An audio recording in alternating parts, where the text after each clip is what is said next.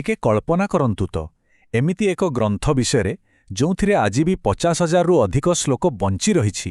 ଆଉ ଶୁଣିଲେ ଆଶ୍ଚର୍ଯ୍ୟ ହେବେ, ମୂଳ ରୂପରେ ଏଥିରେ 55,000 ଶ୍ଲୋକ ଥିବାର ଦାବି କରାଯାଏ। ମାନେ ବାସ୍ତବରେ ଏହାର ଆକାର କେତେ ବିଶାଳ ହୋଇଥିବ ଭାବନ୍ତୁ ତ। ଏହା କୌଣସି ସାଧାରଣ ବହି ବା ପୁସ୍ତକ ନୁହେଁ ଆଜ୍ଞା, ଏହା ହେଉଛି ଜ୍ଞାନର ଏକ ଅନ୍ତହୀନ ମହାସାଗର। ତେବେ ଆଜିର ଏହି ବିଶ୍ଳେଷଣରେ ଆମେ ସେହି ମହାନ ପଦ୍ମ ପୁରାଣର ଗଭୀରତାକୁ ଯିବା।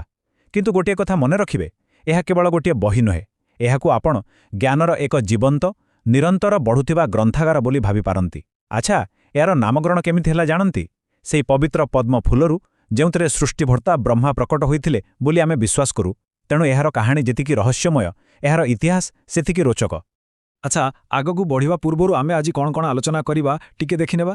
ପ୍ରଥମେ ଆମେ ଜାଣିବା ପଦ୍ମର ଏହାର ଜନ୍ମ ବିଷୟରେ, ତାପରେ ଏହି ନିରନ୍ତର ବିସ୍ତାରିତ ଗ୍ରନ୍ଥାଗାର, ବଙ୍ଗଳା ବନାମ ପଶ୍ଚିମ ଭାରତୀୟ ପାଣ୍ଡୁଲିପିର ପାର୍ଥକ୍ୟ, ତୀର୍ଥଯାତ୍ରା, ଦେବତା ଓ କିମ୍ବଦନ୍ତୀ, ଦର୍ଶନ, ନୈତିକତା ଏବଂ ଆତିଥ୍ୟ, ଆଉ ଶେଷରେ ଜୈନ ଧର୍ମରେ ଏହାର ସମାନ ନାମକରଣ ବିଷୟରେ। ବାସ୍ ଏତିକି କଥା ଉପରେ ଆମେ ଆଜି ନଜର ପକାଇବା। ତେବେ ଚାଲନ୍ତୁ ପ୍ରଥମ ଭାଗରୁ ଆରମ୍ଭ କରିବା, ଅର୍ଥାତ୍ ପଦ୍ମରୁ ଜନ୍ମ। ଆମ ହିନ୍ଦୁ ଧର୍ମର ଯେଉଁ 18ଟି ମହାପୁରାଣ ରହିଛି, ପଦ୍ମପୁରାଣ ସେଥିମଧ୍ୟରୁ ଅନ୍ୟତମ ଏବଂ ଏହାର ମୂଳଦୁଆ ଭାରତୀୟ ସଂସ୍କୃତି ସହ ବହୁତ ଗଭୀର ଭାବରେ ଜଡ଼ିତ। ଦେଖନ୍ତୁ, ଏହି ଗ୍ରନ୍ଥଟି ନିଜକୁ ଏକ ସାତ୍ତ୍ୱିକ ପୁରାଣ ଭାବରେ ପରିଚିତ କରାଏ। ଏବେ ଆପଣ ଭାବୁଥିବେ, ଏହି ସାତ୍ତ୍ୱିକ ମାନେ କ'ଣ? ଏହାର ସିଧାସଳଖ ଅର୍ଥ ହେଉଛି ଏହା ମୁଖ୍ୟତଃ ମଙ୍ଗଳ, ସତ୍ୟ ଏବଂ ପବିତ୍ରତାର ପ୍ରତୀକ। ଶହ ଶହ ବର୍ଷ ଧରି ଏଥିରେ ଅନେକ କିଛି ପରିବର୍ତ୍ତନ ହୋଇଛି ସତ, କିନ୍ତୁ ନିଜର ଏହି ମୂଳ ସାତ୍ତ୍ୱିକ ପରିଚୟକୁ ଏହା କେବେ ବି ହରାଇ ନାହିଁ। ଏହା ହିଁ ଏହାର ସବୁଠୁ ବଡ଼ ବିଶେଷତ୍ୱ। ବର୍ତ୍ତମାନ ଆସିବା ଆମର ଦ୍ୱିତୀୟ ଭାଗକୁ, ନିରନ୍ତର ବିସ୍ତାରିତ ହେଉଥିବା ଏକ ପ୍ରାଚୀନ ଗ୍ରନ୍ଥାଗାର। ଆପଣ ଜାଣିଲେ ଆଶ୍ଚର୍ଯ୍ୟ ହେବେ, ଐତିହାସିକମାନେ ଏହାକୁ ସ୍ତରୀକୃତ ସାହିତ୍ୟ ବା ଷ୍ଟ୍ରାଟିଫାଇଡ୍ ଲିଟରେଚର ବୋଲି କୁହନ୍ତି। ମାନେ କୌଣସି ଜଣ ବ୍ୟକ୍ତି ବସି ଏହାକୁ ଲେଖି ନାହାନ୍ତି। ପାଖାପାଖି 1000 ବର୍ଷ ଧରି ଅନେକ ଅଜ୍ଞାତ ଲେଖକ ଆସିଲେ ଏବଂ ଏଥିରେ ନିଜ ନିଜର କାହାଣୀ ଯୋଡ଼ି ଚାଲିଲେ। ସତରେ ଏହା ଏକ ଅଦ୍ଭୁତ ସାମୂହିକ ପ୍ରୟାସ। ଏବଂ ଏହି କଥାଟି ଆମେ ଏକ ସୁନ୍ଦର ଉଦ୍ଧୃତିରୁ ବହୁତ ଭଲ ଭାବରେ ବୁଝିପାରିବା। ବିଦ୍ୱାନ କର୍ନେଲିଆ ଡିମିଟ୍ ଏବଂ ଜେ.ବି. ଭ୍ୟାନ୍ ବୁଇଟେନେନ୍ ଯେମିତି କହିଛନ୍ତି, ଏହା କୌଣସି ସୁସଜ୍ଜିତ ଆଲମାରୀ ନୁହେଁ, ବରଂ ଏହା ଏମିତି ଏକ ଗ୍ରନ୍ଥାଗାର ଯେଉଁଠି ଲଗାତାର ନୂଆ ନୂଆ ବହି ଅଣାଯାଇଛି। କିନ୍ତୁ ଶେଷରେ ନୁହେଁ, ବରଂ ଯେଉଁଠି ଇଚ୍ଛା ସେଠି। ଅର୍ଥାତ୍ ଇତିହାସର ଭିନ୍ନ ଭିନ୍ନ ସମୟରେ ଲୋକମାନେ ଆସି ଏଥିରେ ଗୋଟିଏ ପରେ ଗୋଟିଏ ନୂଆ ସ୍ତର ଯୋଡ଼ିଦେଲେ। ଆମେ ଯଦି ଏହାର ସମୟସୀମା ଉପରେ ଟିକେ ନଜର ପକାଇବା, ତେବେ 4ର୍ଥ ଶତାବ୍ଦୀରୁ ହିଁ ଏହାର ମୂଳ ଉତ୍ପତ୍ତି ହୋଇଥିଲା ବୋଲି ଅନୁମାନ କରାଯାଏ। ତାପରେ 750ରୁ 1000 ଖ୍ରୀଷ୍ଟାବ୍ଦ ଭିତରେ କିଛି ମୁଖ୍ୟ ବିଭାଗ ତିଆରି ହେଲା। ଆଉ କଥା ସେତିକିରେ ସରିନାହିଁ। 1500 କିମ୍ବା 1600 ଶତାବ୍ଦୀ ବେଳକୁ ଏଥିରେ ଦକ୍ଷିଣ ଭାରତୀୟ ମନ୍ଦିର ଏବଂ ବିଜୟନଗର ସାମ୍ରାଜ୍ୟର ବର୍ଣ୍ଣନା ବି ଯୋଡ଼ି ଦିଆଗଲା। ତେଣୁ ଏହି ଗ୍ରନ୍ଥର କୌଣସି ଗୋଟିଏ ନିର୍ଦ୍ଦିଷ୍ଟ ଜନ୍ମ ତାରିଖ କହିବା ପ୍ରାୟତଃ ଅସମ୍ଭବ। ଏହା ସମୟ ସହ ବଢ଼ି ଚାଲିଲା। ଏବେ ଆସନ୍ତୁ ଆମର ତୃତୀୟ ଭାଗକୁ ଦେଖିବା, ବଙ୍ଗଳା ବନାମ ପଶ୍ଚିମ ଭାରତୀୟ ପାଣ୍ଡୁଲିପି। ସମୟ ବଢ଼ିବା ସହ ଏହି ଗ୍ରନ୍ଥଟି 2ଟି ସମ୍ପୂର୍ଣ୍ଣ ଅଲଗା ବାଟରେ ଆଗକୁ ବଢ଼ିଲା। ଆଉ ଏହି ପାର୍ଥକ୍ୟ ଗ୍ରନ୍ଥର ବିବର୍ତ୍ତନ ବିଷୟରେ ବହୁତ କିଛି ଗୁମର ଖୋଲିଥାଏ। ଏହି 2ଟି ସଂସ୍କରଣ ମଧ୍ୟରେ ଥିବା ପାର୍ଥକ୍ୟଟା ସଫା ଭାରି ହୋଇପଡ଼େ।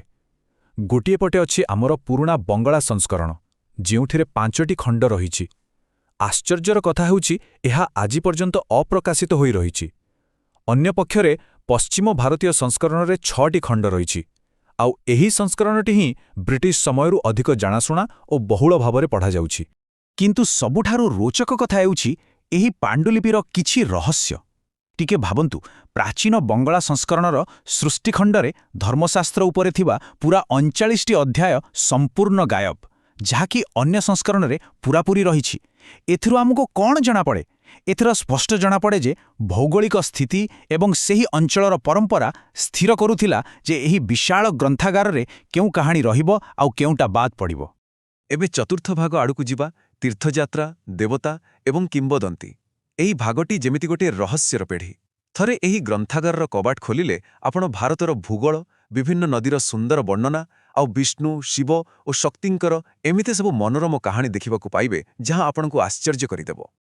ଆଚ୍ଛା, ଏଠାରେ ସବୁଠାରୁ ମଜାଦାର କଥା ହେଲା, ପ୍ରତ୍ୟେକ ଖଣ୍ଡ ଯେମିତି ଗୋଟିଏ ଗୋଟିଏ ସ୍ୱତନ୍ତ୍ର ଏନସାଇକ୍ଲୋପିଡ଼ିଆ ଭଳି କାମ କରେ।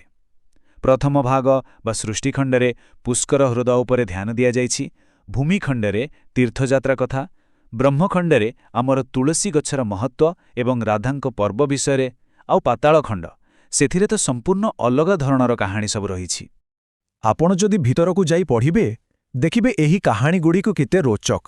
ଯେମିତିକି ପୁଷ୍କର ହ୍ରଦକୁ ବ୍ରହ୍ମାଙ୍କର ସର୍ବୋଚ୍ଚ ତୀର୍ଥସ୍ଥଳ କୁହାଯାଇଛି। ଆଉ ଏକ ଆଶ୍ଚର୍ଯ୍ୟ କଲା ଭଳି କଥା ହେଉଛି ପାତାଳଖଣ୍ଡରେ ରାମ ଏବଂ ସୀତାଙ୍କର ଏମିତି ଏକ କାହାଣୀ ଅଛି ଯାହା ବାଲ୍ମୀକି ରାମାୟଣଠାରୁ ବିଲକୁଲ ଅଲଗା। ଖାଲି ସେତିକି ନୁହେଁ, ଶିବ ଏବଂ ପାର୍ବତୀ ବସି ଶ୍ରୀକୃଷ୍ଣଙ୍କ ଚରିତ୍ରକୁ ନେଇ କିପରି ଗଭୀର ବିଶ୍ଳେଷଣ କରୁଛନ୍ତି ତାହା ମଧ୍ୟ ଏଠାରେ ଦେଖିବାକୁ ମିଳେ। ବିଭିନ୍ନ ଦେବଦେବୀଙ୍କର କାହାଣୀ ଏମିତି ମିଶିଯାଇଛି ଯେ ପଢ଼ିଲେ ଖୁସି ଲାଗିବ। ଆସନ୍ତୁ ଆମର ପଞ୍ଚମ ଭାଗକୁ, ଦର୍ଶନ, ନୈତିକତା ଏବଂ ଆତିଥ୍ୟ। କାହାଣୀ ଓ କିମ୍ବଦନ୍ତୀରୁ ବାହାରି ଆମେ ଏବେ ଗ୍ରନ୍ଥର ଶେଷ ଭାଗକୁ ଆସିଗଲେନି, ଅର୍ଥାତ୍ ଉତ୍ତରଖଣ୍ଡ ଏବଂ କ୍ରିୟାଯୁଗ ସାର। ଆଉ ବିଶ୍ୱାସ କରନ୍ତୁ, ଏହିଠାରେ ହିଁ ଆମ ଜୀବନର ସବୁଠୁ ଗଭୀର ଦାର୍ଶନିକ ତତ୍ତ୍ୱ ଆଉ ନୀତିଦିନିଆ ଜୀବନର ନୈତିକ ଶିକ୍ଷା ଲୁଚି ରହିଛି। ଉତ୍ତରାଖଣ୍ଡରେ ଖାସ୍ କରି ଅଦ୍ୱୈତ ଦର୍ଶନ ଉପରେ ବହୁତ ଜୋର ଦିଆଯାଇଛି। କେବଳ ଏହି ଭୌତିକ ଜଗତ ନୁହେଁ, ଆମ ଆତ୍ମା ଆଉ ମୋକ୍ଷ ବିଷୟରେ ଏଥିରେ ଗଭୀର ଚିନ୍ତନ ରହିଛି। ଗୀତା ମାହାତ୍ମ୍ୟ କୁହନ୍ତୁ କିମ୍ବା ଉପନିଷଦର ବିଭିନ୍ନ କଥା, ସବୁକିଛିକୁ ବହୁତ ସରଳ ଭାବରେ ବୁଝାଇବାକୁ ଚେଷ୍ଟା କରାଯାଇଛି, ଯାହାଦ୍ୱାରା ସାଧାରଣ ଲୋକ ବି ଆଧ୍ୟାତ୍ମିକତାକୁ ବୁଝିପାରିବେ। ଏବଂ ଏହି ବିଶାଳ ଗ୍ରନ୍ଥର ଶେଷ ହେଉଛି କ୍ରିୟା ଯୋଗସାରରେ। ଜାଣନ୍ତି, ଏଥିରେ ସବୁଠୁ ସୁନ୍ଦର କଥା କ'ଣ ଅଛି? ଏହା ଖାଲି ଆତ୍ମା ବା ପରମାତ୍ମାଙ୍କ କଥା କହୁନାହିଁ, ବରଂ ନିତିଦିନିଆ ଜୀବନରେ ଆମେ କେମିତି ଚଳିବା ଦରକାର ତାହା ଶିଖାଉଛି। ବିଶେଷ କରି ହଠାତ୍ ଘରକୁ ଆସିଯାଉଥିବା ଅତିଥିମାନଙ୍କୁ କେମିତି ସମ୍ମାନ ଓ ଆଦର ସତ୍କାର କରିବା ଉଚିତ, ତାହା ଏକ ପବିତ୍ର କର୍ତ୍ତବ୍ୟ ଭାବରେ ବୁଝାଯାଇଛି। ଦର୍ଶନ ଯେ କେବଳ ପଢ଼ିବା ପାଇଁ ନୁହେଁ, ବାସ୍ତବ ଜୀବନରେ ପ୍ରୟୋଗ କରିବା ପାଇଁ ଏହା ତାର ଏକ ଜ୍ୱଳନ୍ତ ଉଦାହରଣ। ଶେଷରେ ଷଷ୍ଠ ଭାଗ, ଜୈନ ଧର୍ମରେ ସମାନ ନାମକରଣ। ଏଠାରେ ଏକ ବହୁତ ବଢ଼ିଆ ତଥ୍ୟ ଅଛି। ଆପଣ ହୁଏତ ଭାବୁଥିବେ ପଦ୍ମପୁରାଣ ଖାଲି ଆମ ହିନ୍ଦୁ ଧର୍ମର ଏକ ଗ୍ରନ୍ଥ, କିନ୍ତୁ ନା, ସେତେବେଳେ ଏହି ନାମର ଯାଦୁ ଏତେ ଥିଲା ଯେ ଅନ୍ୟ ଧର୍ମଗୁଡ଼ିକ ମଧ୍ୟ ଏହାକୁ ବ୍ୟବହାର କରୁଥିଲେ। ପ୍ରକୃତ କଥା ହେଉଛି, ଜୈନ ଏବଂ ବୌଦ୍ଧ ଧର୍ମରେ ମଧ୍ୟ ସମ୍ପୂର୍ଣ୍ଣ ଅଲଗା କିଛି ଗ୍ରନ୍ଥ ଅଛି, ଯାହାର ନାମ ଠିକ୍ ପଦ୍ମପୁରାଣ ହିଁ ରଖାଯାଇଛି। ଏପରିକି ଜୈନ ଧର୍ମରେ ଥିବା ରାମାୟଣର ନିଜସ୍ୱ ସଂସ୍କରଣ ମଧ୍ୟ ଏହି ନାମରେ ରହିଛି। ଭାବନ୍ତୁ ତ, ସେହି ପ୍ରାଚୀନ ସମୟରେ ବି ଏହି ଗୋଟିଏ ନାମ କେତେ ସମ୍ମାନଜନକ ଆଉ ଲୋକପ୍ରିୟ ଥିଲା।